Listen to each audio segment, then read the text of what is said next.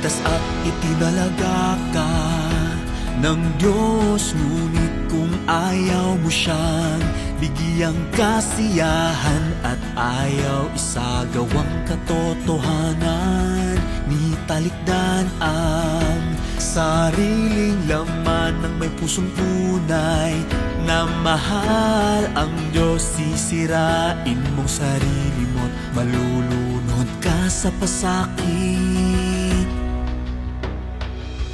Kung lagi kang magpapasasa sa laman, dahan-dahan kang lalamunin ni Satanas. Iniiwan kang walang buhay at di maantig ng Espiritu, hanggang sa mapuno ka ng kadiliman. Ika'y magiging bihag ni Satanas. Mawawala ang Diyos sa puso mo, ikakailan, iiwan mo siya. Magkamit ka man ng buhay sa harap ng Diyos, at kung ano ang katapusan mo'y nakasalalay kung paano mo isagawa ang paglaban sa laman. Sa pagmamahal sa Diyos, dapat maranasan mong paghihirap at pasakit. Di kailangan ang panlabas na sigla't paghihirap o dagdag na pagbabasa o pag-aabala. Isang tabing maluluhong kaisipan at sariling mga interes, isukong mga kuro-kuro, layunin at disenyo mo, pagkat ito'y kalooban ng Diyos.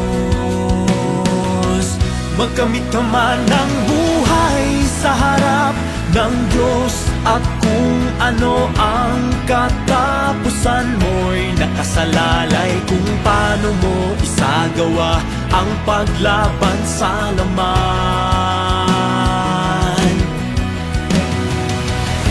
Hingi ng Diyos sa tao'y isagawang katotohanan upang harapin ang mga bagay sa loob nila. Mga kuro-kuro kaisipan nilang di kaayon sa puso ng Diyos. May mga bagay sa taong di akmang gamitin ng Diyos.